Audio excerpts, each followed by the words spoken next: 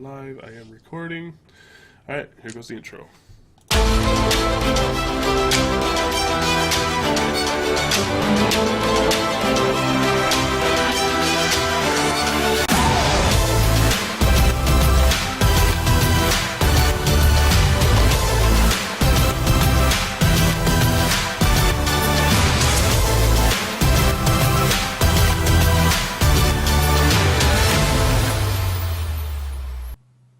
Hello, heroes, and welcome to Tamriel Unchained podcast. The only podcast you ever need to listen to, even if you are a filthy casual like Egwar, which is that guy. So this week, we are going to be discussing quite a bit of news that has come out this week.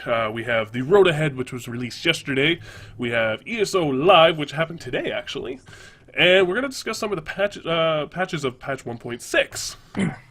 So let's introduce Angwar. I don't think we really need to introduce Angwar. Everybody knows Angwar. So how have you been, Angwar? How have you been this week? Well, you know, I've been all right. Been working a lot, though. Well, but probably should have turned the phone off. Probably should have turned the phone off. We're just going to do that now. But everything's good, man. Everything's really good. Trying to squeeze in some playtime. I did get a chance to get on the PTS quite a bit for a little bit, but... saw some of the funny bugs that we're talking about on ESO Live. That was pretty cool. Yeah. 5 million damage points. Holy crap. Yeah, it's just a little bit of an overkill in the damage there. Just Just a little bit. I mean, honestly, they boosted our stats by like tenfold. I'm running around 23k health, or 23k health. I'm okay with 5 million damage. Ugh, got one-shotted. I was like, what? You didn't get one-shotted. You got killed, got respawn killed, respawn killed. Yeah, right. Like that's the way they should do the over damage. Is when you respawn, it takes more damage. Could you imagine if they did that though?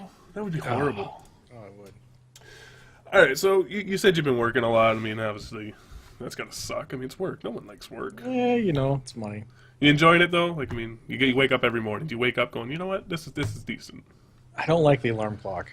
I don't think anybody likes the alarm clock. So let's get into this. Yesterday, Matt Farrower released his Road Ahead. Now, for anybody who doesn't know, the Road Ahead is a mostly monthly article that Matt Farrower, who's the lead director of Elder Scrolls Online, he writes a blog post essentially discussing what's happening in the game right now and what's going to be happening in the game. And a couple things that he released was the 9-month loyalty reward, the 10-month loyalty reward, which a lot of people are angry about. I did the math on that. I went to my account because, you know, I took a little break. Yeah. And so I was like, did the numbers. I'm going to make it, dude. Well, even if you don't make it, I got some information that might help you out. It might help out a lot of people. It's definitely going to help me out. The Crown store, he discussed what's going to be on the Crown store. One thing I don't like is he did say there's going to be XP boost potions. And I'll get more into that, why I don't like that. Console release date, June 9th. We knew that from a week and a half ago.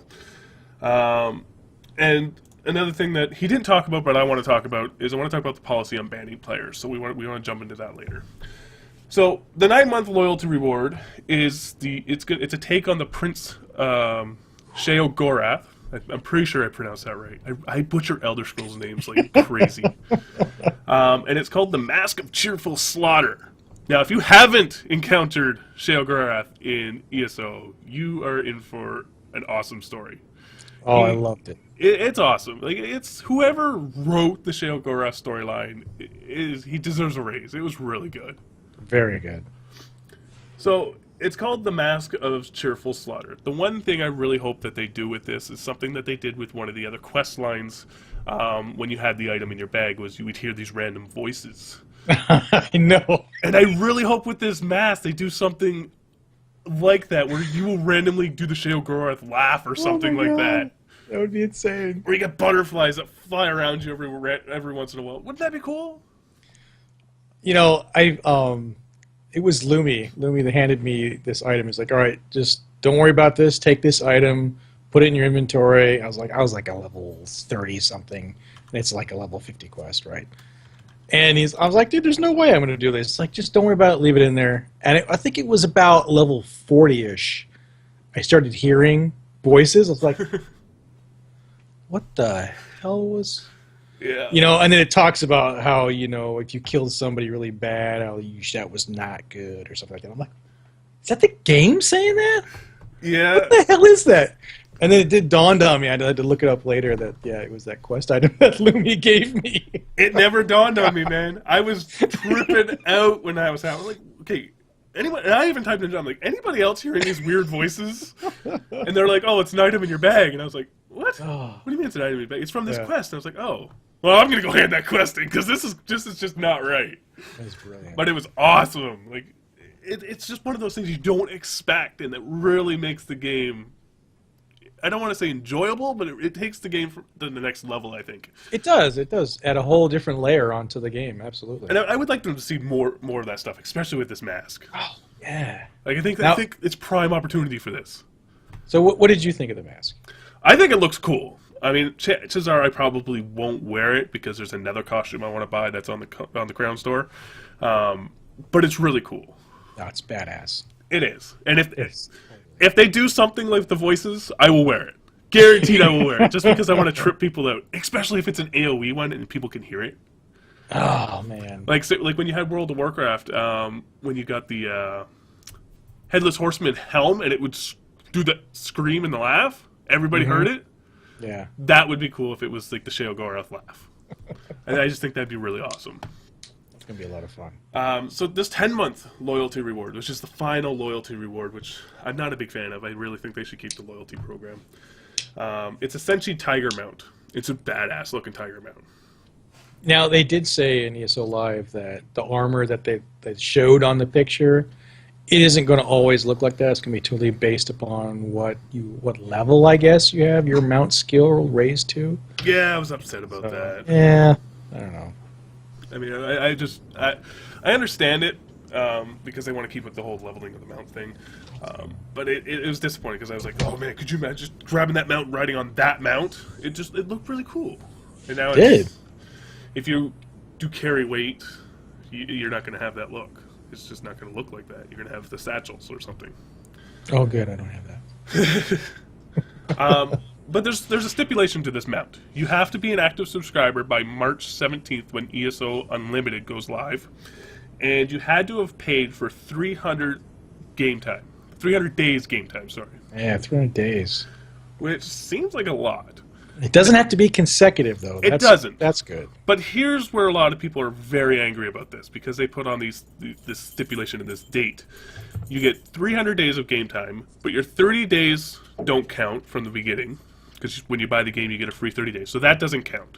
Nope. You got 5 days in May, because they gave everyone 5 days due to server issues and stuff like that. So it's 35 days right there. Oh, excuse me for a sec. Sorry, I'm just coming over a cold.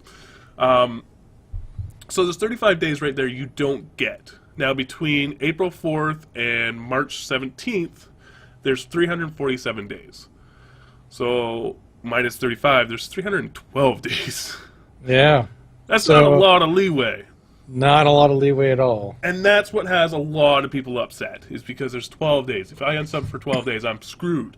However, one of the hidden things that they never really mentioned is if you pay, so say for example on March 15th, I pay for 3 months, that 90 days counts towards my 300 days. Yes. So a lot of people will be able to make up for that right there. Oh yeah, absolutely.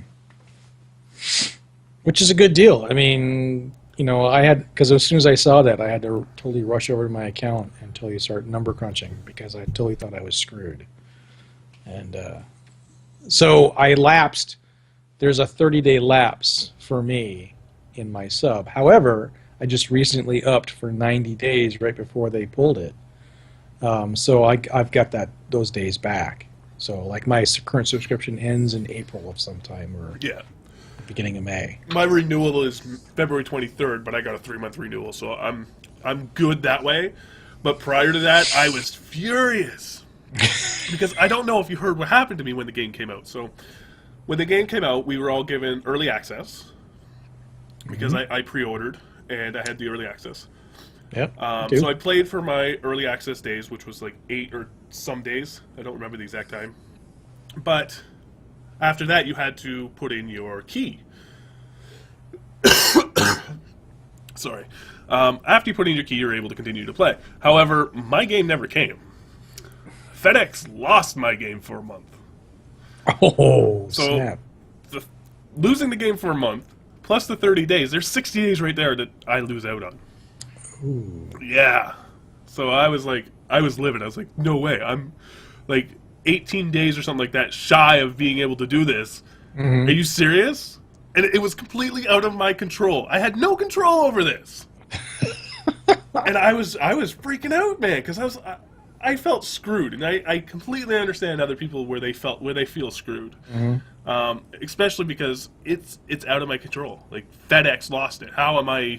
Like if I had it, I would have been paying. So yeah, I was a little bit livid. But one of the ZOS employees said, you know what? As long as you continue to pay from whatever you paid for and continues on, counts towards it. So I should be good. I got to redo the match just to make sure. But And I think the question that Tyrox asked, yes, I think that is the case. If you have multiple game cards and cashing them in, it'll extend your game time. And if you push it up past the amount of time that you're missing, say you took a 4 or 5 month gap, yeah, I think you're definitely going to get it. yeah. Like if you're missing, I don't know, if you're missing all the time right now, if you're missing the 300 days, you go out and buy a bunch of game cards. Exactly. Go buy, 5 game cards? It's an expensive mount, though. It is. It is a very expensive mount. But it's going to be a rare mount. I mean, ESO is going to be around for a while. And this mount isn't going to be sold. It's not going to be sold on the Crown Source. So it's going to be a rare mount. It's a status symbol. Riding that mount with my monkey in tow, bud. One of the things I suggested, though, on the forums was, what if they made it retroactive? And I really want to hear what you think about this. So, what do you mean? Well, if I'm not a subscriber for 300 days, I don't get it as of right now. But if they made it retroactive and I became a subscriber for 300 days, say it took me, I don't know, 5 months from now, I would get that mount. But here's the stipulation that I made. The requirement or the condition, I guess. You wouldn't get the exact same mount. So I would get the mount that they released, but it wouldn't have the armor. It would be visually a little bit different. That way the elitists, or the ones who really earned it when it came out, have a different mount. So you're just saying, what if they just offered a standard year anniversary mount? Yeah. For your subscription? Exactly, yes. But it would be different than when it first came out. I would be cool with it if it wasn't the Tiger. Yeah. Period. Because, like I even said, what about the Dwarven Spheres? I can't talk today. The Dwarven Sphere. So when we originally got it, it was a bronze one. But maybe if you get the retroactive one, it's maybe like a cheap-looking silver or a cheap-looking brush metal one kind of thing. Right. So maybe like, I don't know, a different colored Tiger mount or something like that. Yeah. Just something that would visually say that's different, but you still got the Senshi Tiger mount. I just think that would take away from the coolness of having the mount. You think so? I guess I kind of would, because, you know, they're saying that this is a loyalty reward, and it's these are the stipulations in order for you to get it. And then if they change their mind later on, oh, by the way, well, yeah, we had enough people complain and moan about it. All right, so if anybody's account, you know, consecutive or gets 300 days total, we'll offer you a slightly different version of this mount. I mean, come on, really? Now, I'm going to play devil's advocate here. You said the word loyalty. Why is my loyalty, because I started from April 4th, any different than someone who starts tomorrow? Good point, but they're currently using the word loyalty as from the beginning of the game now. Yeah. I feel bad for anybody who starts the game now, though, because they will never have the opportunity to get it, even if they are an ESO Plus member for a year and a half to 2 years. They will never have the loyalty rewards that we got. All because, what, they just didn't play the game when it first came out? Yeah, I don't know. So, I mean, I love the loyalty aspect. I think it's a great gimmick to keep people paying. I just think it needs to be revised so people don't get screwed. Yeah, I mean, I see your point. I mean, I don't know to drag another game into the mix here, but Lord of the Ring did an amazing loyalty program like that. What did they do? had, well, it was along the similar lines. They had every 6 months, or I should say every 6 months or so, you would get something in your mail as a loyalty for subscribing. Even if you walked away from the game and came back, if your game time added up to be that 6 months or year and a half, you would get that. And it was always the same thing, and it was usually something cosmetic or, boosts in experience that lasted maybe a day or something along those lines. So it wasn't as grandeur as amount per se, but it was just something enough to say, hey, yeah, well, that's cool. Thanks, man. I really appreciate that. Yeah, and I felt cool getting that kind of stuff. So I can see where that would pay off having a in Lotro. If you got a loyalty reward, say a year ago, would I still have the opportunity to do it if I went and played now? Yeah. See, that's what I'm talking about. I think that's a fair system. Yeah. Would it be the same one? It would be the exact same one. That makes sense. I mean, if I subscribe for a year and I get a mount, I think if you subscribe for a year, you should get... Yeah, no, see, that makes sense. That I agree with. I don't know. I have a feeling that some of the... And I understand why. It feels like some people are going to get screwed. Yeah. So, let's move on to the Crown Store. Did you get a chance to check out the Crown Store in the PTS? I did, and I was absolutely pleasantly surprised by the amount of crowns it was for some of these items. I was shocked, actually. It's cheap! They're dead cheap. It is! It's ridiculously cheap. Especially considering I'm going to be an ESO Plus member for sure. I'm like, because this is the way I envisioned it was going to go down. ESO Plus member, I'm going to get 1,500 crowns. Those mounts are going to cost 1,800 crowns. I was just dead set on that's what they were going to do, just to kind of give you that little urge to drop another $5-10, to get the shiny. Yeah. And to see that they were, what, 700 crowns? I was like, holy crap, I can get 2 mounts. 2 mounts a month. Yeah, 2 mounts a month. I mean, yeah, that was nice. That's insane. 2 mounts a month. And I think costumes were like 400. Yeah. It was either 200 or 400. I think it was 400. So, yeah, I mean, they're either going to be pushing the Crown Store really well and throwing new stuff on there really like quite often, or the prices are gonna go up. Because as it stands right now, I'm gonna be getting what, 30,000 roughly, I think. Yeah, something along those lines. It's 100 for every month, so there's 1,000. 500 for buying the game. 500 for buying a game, 1,100 if you've stayed subscribed from the beginning. Right, so 100 for every month you start, and then 1,500 for being an ESO Plus subscriber. So yeah, so 1,500 plus 1,600. Yeah, so you get about 3,100. Yeah, I can pretty much buy everything as soon as it launches. Well, yeah, but I honestly think that when the store launches on March 17th, that it'll have a lot more stuff. I hope so. I'm hoping so too. It was pretty barren, and it was only on the PTS, so I understand. Yeah, like there wasn't... I mean, the costumes were cool. There was 4 bundles of costumes. Yeah. And then a few individuals. There's 3 mounts. Now, did you get a chance to try the mounts? Well, here's the sad part. I was one of those unlucky SOBs that didn't get any crowns. Oh, it sucks.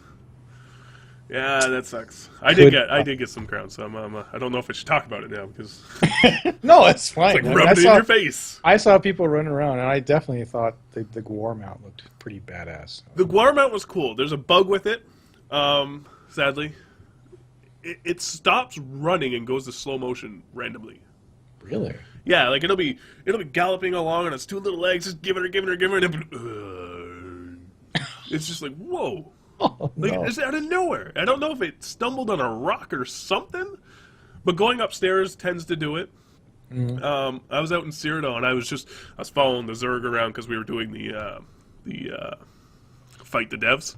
Mm-hmm. So I was following the Zerg around, and then I would fall behind because my stupid mount would just slow-mode himself. It's like, what? But it was a cool mount. The Gwar is a really cool mount. Now that black and white spotted ores is going to be a must for me. Yes. It's pretty cool. Yeah. Oh, Kind Death brought up a really good point. I don't know when they changed the animation, because when I first bought the Guar, you slapped its ass to gallop, right? Are you serious? Yeah, man. You be on the mountain, and then you know how you hold shift to make it go faster? Yeah. Normally you kick It your would, feet. it would just slap It the would back reach of- behind and slap its ass. And I was like, that's awesome! So cool. It was awesome. And then it was about after the first crash, he started doing the whole kick in the heels thing. I was like, wait, what? No. Yeah, the slap in the ass thing. I don't know if it was a glitch and it's supposed to do that, or if it's gone forever. Oh, that is awesome. Yeah, I really hope the slap the ass comes back, because it was just cool. It just reached behind, slapped its bare ass. It was cool. You don't see that very often. No. So, the Crown Store's going to have the mounts, it's going to have costumes. And Matt Fryer said they will eventually be putting in XP boost potions. Now, they can be bought with crowns or in-game gold. So, the in-game gold has me a little bit worried, strictly because it's an XP boost potion. So it's a potion. It's something an alchemist can make. Right. But You can't make can it. an alchemist make it? I mean, if you can buy it with in-game gold, I would assume you should be able to make it. They've also made the statement, though, that they weren't going to offer anything better than what could be crafted in game. So But you can't craft potions. Or I XP guess boost that potions. would, yeah, I guess that would kind of, if they're going to offer an XP boost in the Crown Store, that would allude to the fact that maybe they're introducing XP boosts as alchemists. Like if it's a potion that they're going to put on the Crown Store, I would hope it's a potion that an alchemist can make. I mean, it doesn't make sense to me as a player that there's this mythical potion that I can buy with these magical crowns, but I can't make. You know what I mean? And So is it now? It must just increase your enlightenment. Is that what it does? it'll probably do something like Star Wars does. It'll actually increase. You gain 10% more experience for 2 hours or something like that. Oh, right. Okay. Persists through death kind of thing. But yeah, I would really hope that the fact that they said you can buy it with in-game gold, I really hope they don't put that on the Crown Store and you could buy it with gold. Why? Because I think if you're going to use gold, it should stay within the community. It shouldn't go off to this magical thing. Well, I mean, okay. Let me ask you this then: do you see this as not necessarily? I don't think exploit is the good word for it, but do you see this as Pay to buy to win? win? Pay to win? No, because it's only XP. Eventually, Right. you're going to get 50 or VR14, whichever one it is, at some point, anyways. I mean, it goes back to the whole argument that people were having when the game first launched. Oh, you're getting an Imperial mount right off the bat. So? Yeah, right. It's not going to be any better than your mount when you get it level cap 2. Like, For sure. it's not a pay No, to win. yeah, good. I mechanic. mean, I'm of the same mindset. I don't think it's a pay to win type of situation thing because I think experience gain is a completely different. I don't see if I pay money to increase my rate of gaining experience versus someone who doesn't, me having an advantage because at the end game I'm still going to get to the highest level that you are. Well, I still got to go and get the high end game stuff. Mm-hmm. So I'm just either going to get there faster than you or whatever. I don't see that as pay to win. Yeah.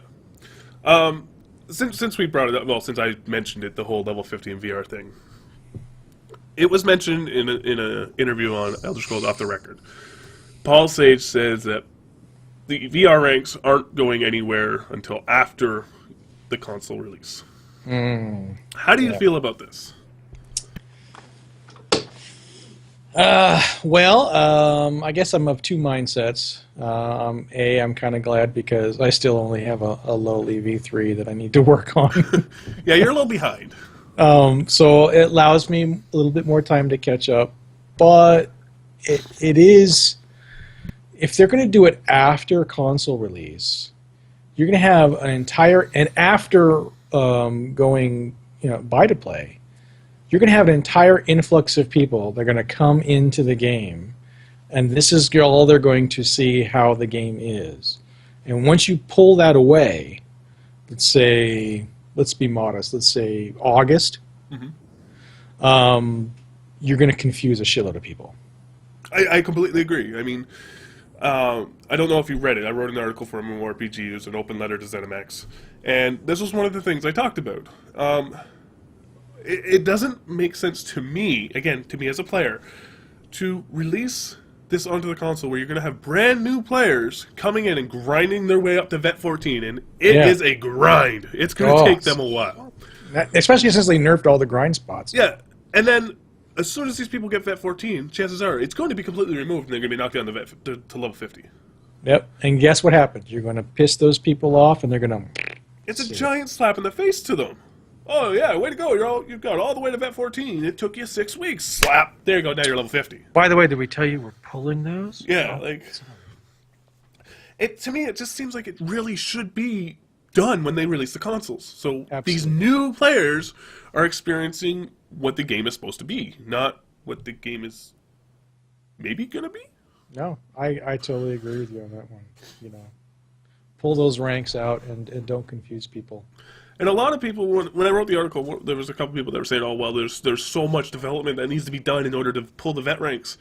And I'm working on this character builder. I've shown you, or I've spoken to you about it, and all the stuff is done. You don't gain any more stats after level 50. All the equations on your damage is all based off level 50. They don't increase after you go higher in vet ranks, but the only difference is you gain more magicka and stuff like that through the attribute points, which increases the overall damage and stuff of your abilities. But if they knock you down to level 50, there's nothing to do. It's all done. Like I don't really understand it. There's no going in and changing mathematical equations or anything like that because they all base themselves off of level 50. Right. At that point, all of the increases is totally based off of the champion system. Exactly. So I don't understand what is the holdup. Like I know it's a scary thing to do to remove that much stuff, and I think the biggest question they're gonna have to ask themselves to figure out, what do you do with the remaining 12 points? Right. Like when you hit level 50, when they remove the vet ranks, do you just get 12 attribute points, or do the vet 14s that get knocked down to level 50, do they lose 12 attribute points? You just nerf everybody across the board, or what? Like if I've spent all my points on my skills, and I have all my skills, and then I log in the next day and I only have 50, I'm going to be like, what? What if let's say they offered you to transfer some of those into champion points. Would you be cool with that? Not necessarily maybe a 1-for-1 conversion, but maybe a 2-for-1 conversion. Yeah, I'd be for that actually. Right? That would you know what? I think that would be a fair deal. You know what? You take my 12 points, give me 6 champion points. I think that's a fair system. There you go. There we go. We solved ZeniMax's problem. Next patch, removal of vet ranks. Thanks. That'll be $500. No, yeah, I think that would be a brilliant way to look at it. So. I completely agree. I think that's a fair system.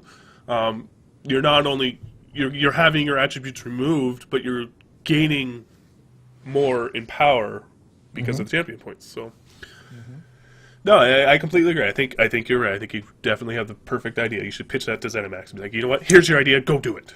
I'm pretty sure they've already probably thought of that. Yeah, probably. Excuse me. So we talked about the 6-month content gap. We talked about it last week, and we talked about it this week. Well, we're going to talk about it this week. What do you think about this? Like, what do you think they're doing with this 6 month? It's not really 6 months now, is it? I think we're down to it's going to be about a 4-month gap. Let's see, it's going to be released.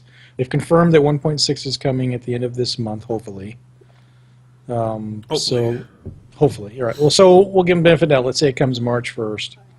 So that's March, April, May, June console release, July. Yeah, I guess it is maybe 6 months. Holy cow! Yeah. I'll let you do the math. No, I think I'm kind of with you on this one, Ryan. I think you're going to really just have people not wanting to twiddle their thumbs and just say, screw this, I'm going to go play something else. Or just completely unsub for the entire 6 months and when said, well, you guys come up with some new crap, give me a call, let me know. Well, do you really think people are going to want to sub for that 6 months? I mean, what do you get? I know. I think that's probably why they'll unsub for those 6 months and maybe just play it frickin' free to play for a little while. That's what I think is going to happen. I mean, really, what are you going to lose at that point? You lose your You know? 1,500 crowns, your experience boost, which, I mean, in all honesty, if you're waiting for new content, you don't care Right. about experience. Yeah, and if you're not, one for all of the shinies, you're not going to care about what's in the crown store. Yeah. And you can buy crowns for real money, so... Right. I mean, so really, at the end of the day, would you rather just blow your $15 a month, or maybe spend $5 a month and buy some crowns and get something that you want? Yeah. And keep playing. So, as I mentioned earlier, I wrote that article on MMORPG about the whole open letter to ZeniMax. And the areas that I really focused on was, one, this content gap and how I really think it's going to be detrimental for the game. But I talked about PvP. Now, one thing in the PvP I really want to make note of, because a lot of people kind of misunderstood what I was going with. ZeniMax has done a lot in terms of PvP patches. They've removed forward camps. They've removed the mercenaries. They've improved the leg drastically. Like, I mean, compared to what it was to what it is now, it's a massive improvement. So they are always working on Cyrodiil, but the point of the article still stands that there's no content. Right, there's no content, you're right. And even with 1.6, even though there's coming some changes for class balancing, or actually totally across the board, which will affect PvP as well. But yeah, no content. And, you don't just tease people with Imperial City, it's been, 2 months now? When they just totally started talking about Imperial City and this is what it's going to be like and this is what you're going to have to do to get into it, and then silent. Yep. Then nothing. Oh, well, we got a console release coming out in June. Okay, but what about Imperial City?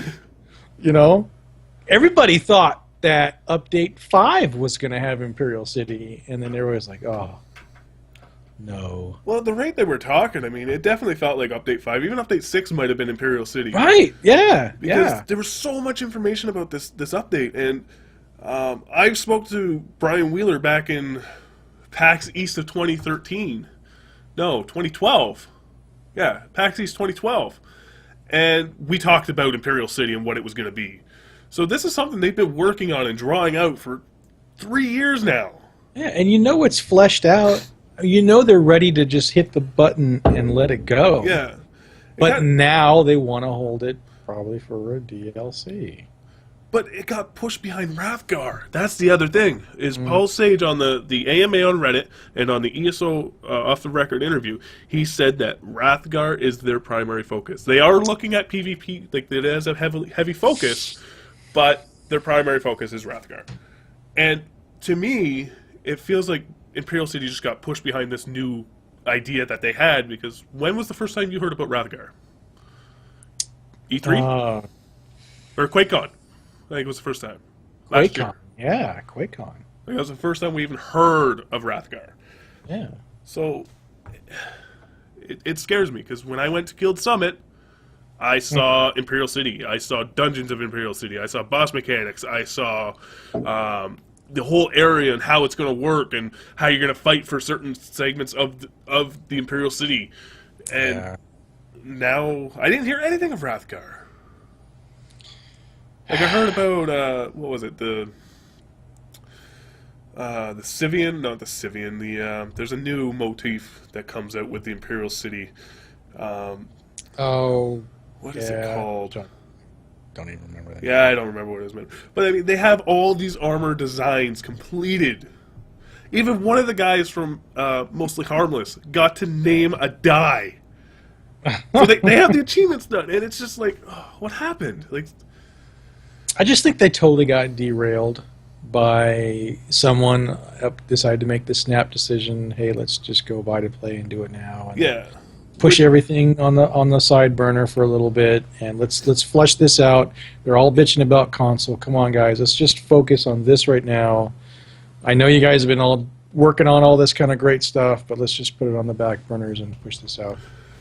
Kind of sucks, but you kind of said something that has been bugging me for a little bit. A lot of people have this conception that buy to play was the plan all along, but I mean, we pretty much just kind of said it wasn't. I mean, I don't think it was. With all the focus on Imperial City and getting things revamped different ways and champion points and justice system, it just feels like all that got pushed aside when someone from Bethesda, not ZeniMax, because Bethesda owns ZeniMax, said, you know what?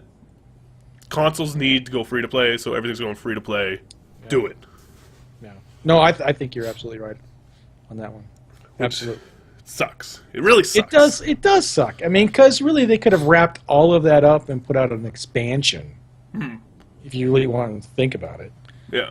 And now they say, well, one expansion with all of this great content or multiple DLCs that can charge more people for it. No, I think that's probably what happened, man. They said, hey, we got to get this freaking console thing going now, and it has to be buy to play. Yeah. Now, you said something that I'm really curious. Do you think Elder Scrolls Online is going to have expansions, or do you think it's going to be strictly DLC content? Well, now, I think it's going to be DLC content. If you'd asked me that a month and a half, 2 months ago, I'd have thought, oh, expansions for sure. But now I think everything's just going to be DLCs. Yeah? I think they're just going to follow right in line with all of the other Elder Scrolls games. Yeah, I never thought about that. All the other Elder Scrolls games are just DLCs. There is no expansions. No. Yeah. I never thought about that. Light bulb just went off on Ryan's head. It did. That kind of makes sense, though. Why didn't I think of that? They're trying to make it more like an Elder Scrolls game. Yeah, that's exactly how it's going to go. The only time I don't want it to be an Elder Scrolls game. The other aspect of this article I spoke about was the looking for group tool. Now, I don't know how familiar or how much experience you have with this tool, but zero. It don't work. Nobody. I don't know if it's an issue of nobody uses it, nobody knows it's there, or it's broken. I don't know which one it is. It's one of those three.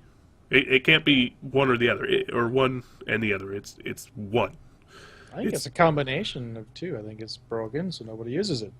Well, if it's broken, no one's going to use it.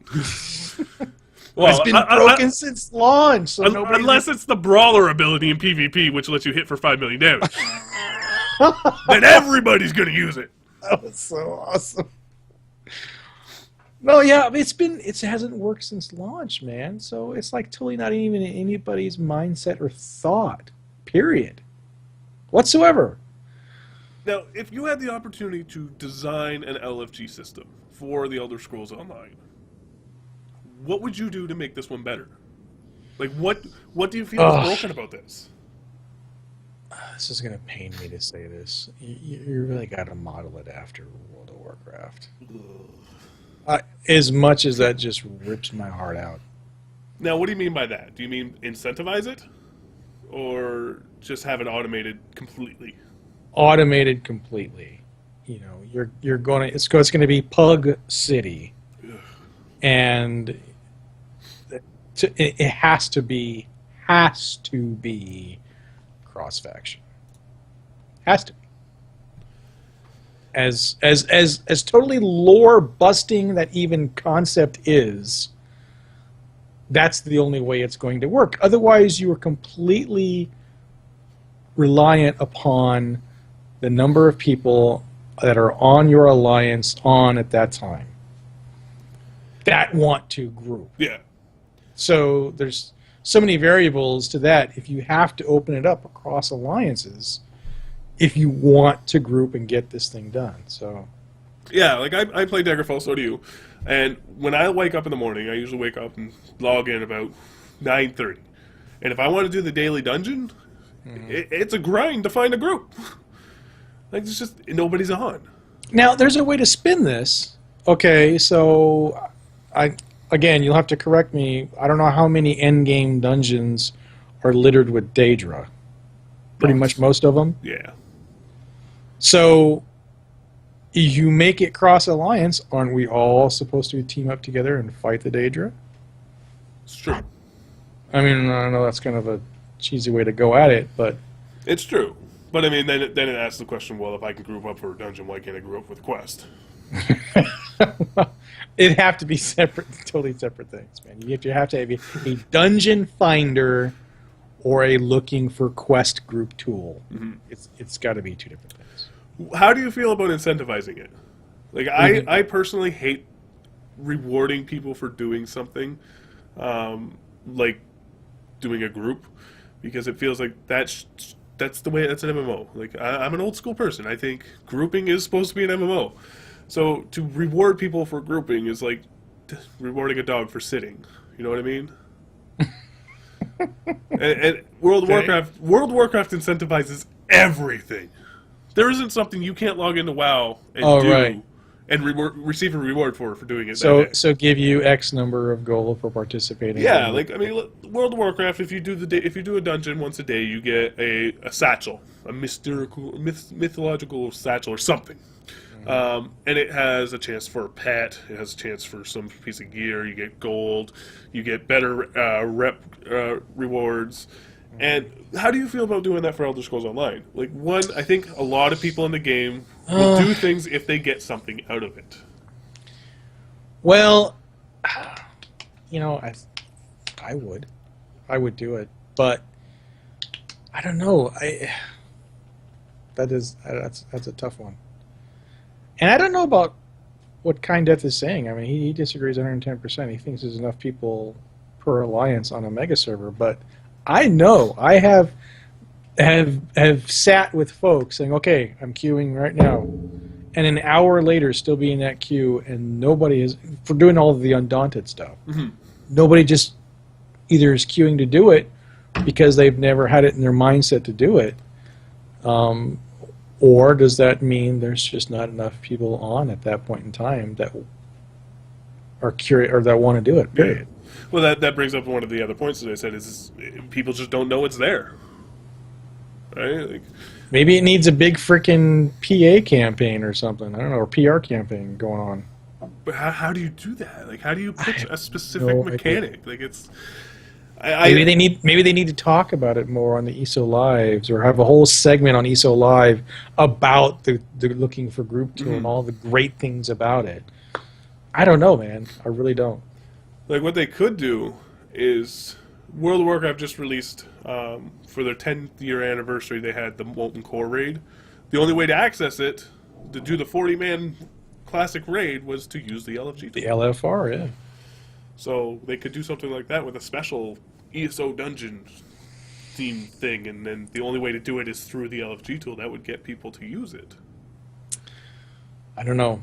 That's a tough one. But again, that's incentivizing it. But I mean, me personally, even in WoW, I didn't use that tool. I didn't. You didn't use the LFG tool in WoW? No. Used it religiously. Not at all. Why? I had enough guildies that wanted. If I wanted to go do a dungeon, I had enough guildies that wanted to go do it with me. I don't see. I had enough guildies, but I mean, I play at odd times. Maybe that's it. Like, I play at unique times for North American servers. So and as a healer, I always had to use it. I mean, everyone's always looking for a healer, but it was so much easier to find a group with that way. I don't know. All right, let's see here. What else we got? We talked about the LFG. So, was there anything else you wanted to talk about before we jump into the special topic that I had for today about banning players? No, let's go ahead and let's hit that. All right. So it's our last topic for today, and it's one that is really interesting to me, and I really want to hear what you think about this. I read your article, so I'm. Well, this is a little bit different than that. On the PTS, there's a glitch with Brawler. Brawler, with the 3600 champion points spec properly, will allow you to hit other people for upwards of 5 million damage. 5 million damage. Yeah, it's a little excessive. Holy shit. It's a known bug. It's a known glitch. But people are going around and doing it to kill people in one shot and completely ruin any testing that can happen. I mean, you can't go to Cyrodiil and actually properly test abilities or check mechanics and see if they're actually working. Because people are being, for lack of a better word, douchebags and ruining it for everybody. Now, this is an exploit. This is clearly an exploit. And you know you're doing it. Right. What's your theory on banning people for it? It's a test server, Ryan. But if they do it on that, what's stopping them from doing it on live? It doesn't matter. It's a test server. People should not really have high expectations of completing anything on a test server. Honestly. If what you're trying to test is being ruined by this exploit that people are obviously going to do because who wouldn't? It's freaking fun. It's fun for you. Not fun for me. But it's a test server. And even on ESO Live, oh gosh, what was his name? I totally blanked. Eric Roble. Thank you. He even said, thank you for discovering this, and, you know, in not so many words, we hope you had fun with it, but we're going to fix that in 1.6.3. See, my theory is an exploit. If you're using an exploit to exploit, you're physically making the conscious choice to do it. Right. And if you do it on a PTS, they're going to do it on live. Right, but if you're doing it on live and you're ruining people's gaming experience that they're paying money for... Quit hitting your desk. Sorry. They're paying money for, or if you find an exploit that it somehow changes the economy or whatever the case may be, absolutely bannable. Absolutely. But a test server? A, you don't have to go to the test server. B, you just found something that they were hoping they were looking for. You found something that was broken.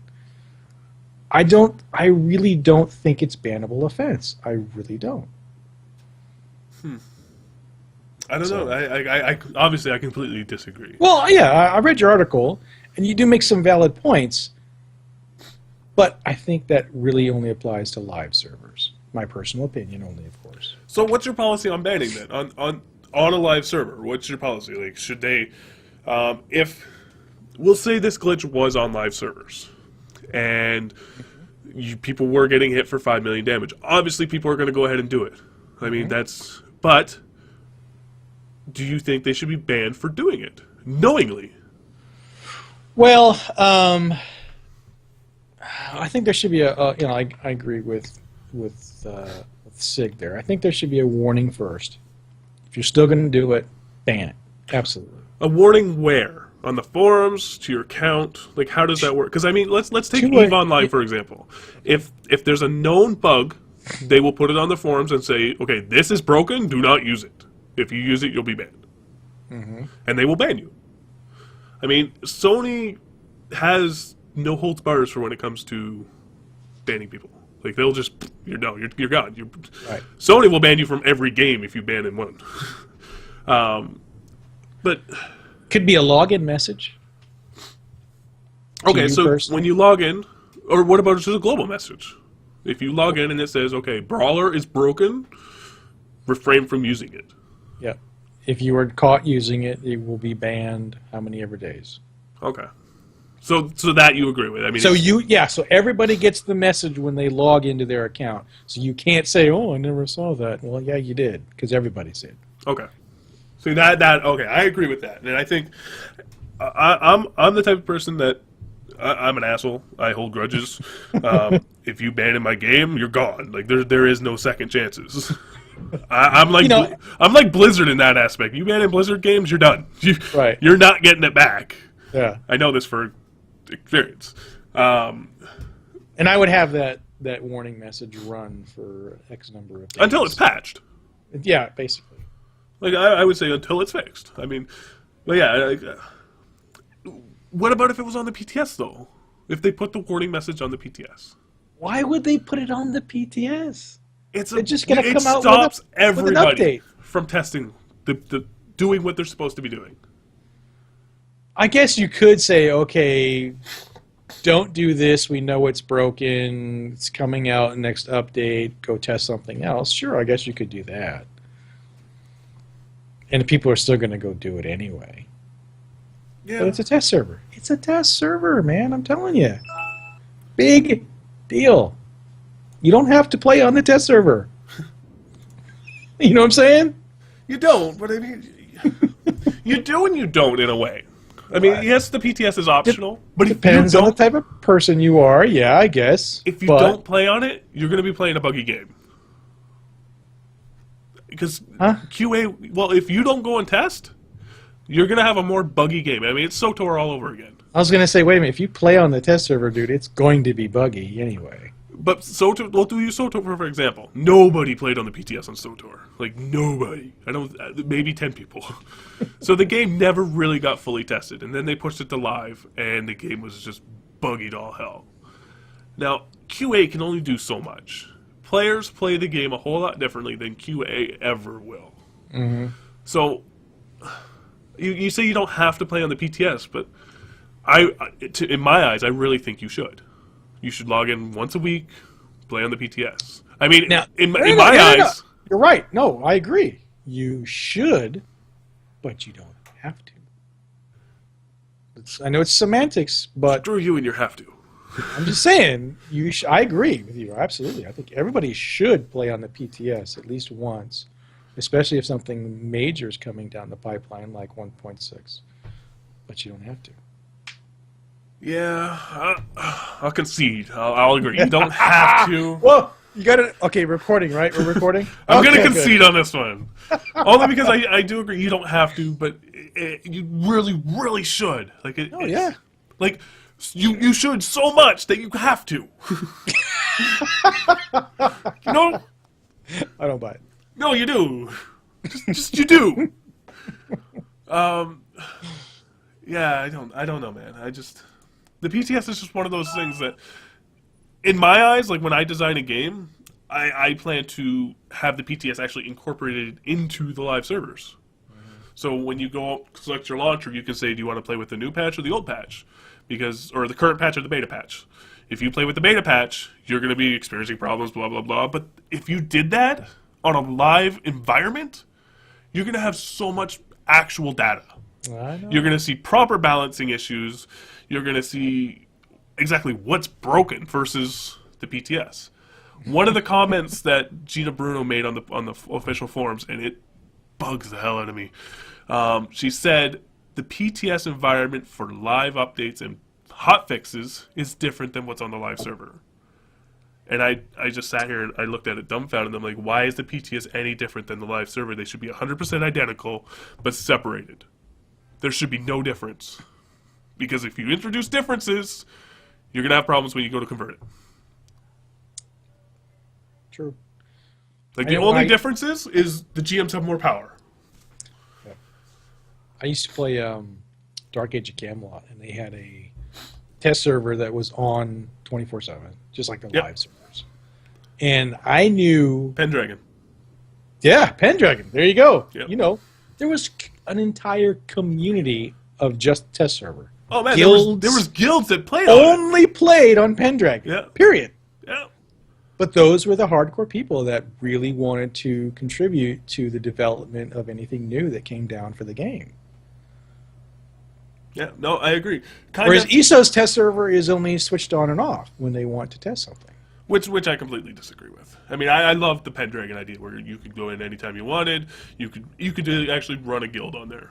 I mean, you had to deal with server wipes, but you could run a guild, and people did. It was a competitive server. But Kind Death brought up a good question. Well, a statement actually. Give us rewards for doing PTS. What rewards can they give? I agree with. But what can they give?